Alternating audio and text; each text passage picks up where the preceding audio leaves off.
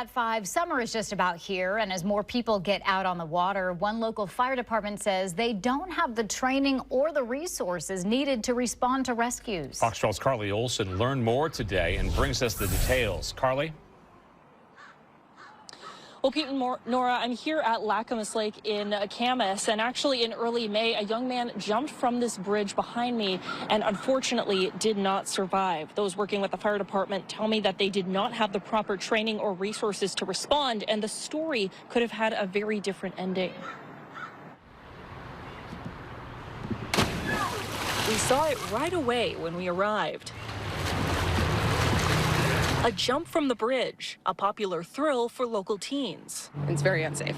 19-year-old Samantha and 16-year-old Taylor tell me they float in groups and wear life jackets, but they know this isn't the norm at certain gatherings. I've heard something every year about someone who, gets hurt or dies. It's what happened on May 7th when a young man jumped and did not resurface. Those minutes are vital to make the intervention. Aaron Cleburne is the president of East Clark Professional Firefighters Union, and he tells us that though his crews arrived within minutes, there wasn't much they could do. We still don't have an ability to go in the water in any capacity. That's because they don't have a water rescue program or the training required by the state to legally perform the rescues. They had to wait another 20 minutes for Vancouver Fire to take over, and at that point, it was a recovery mission. It definitely happens at least once a year, and most years, multiple times a year. We're waiting 20, 22, 23, 24 minutes.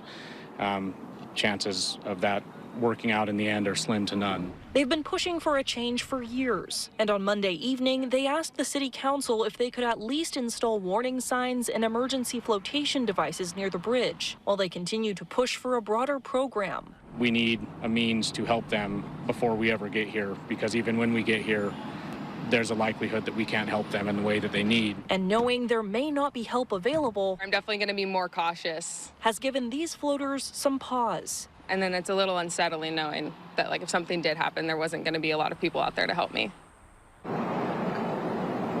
I also reached out to the fire chief and the city of Camas for a comment on this topic, but have not yet heard back. Reporting live in Camas, Carly Olson, Fox 12 Oregon.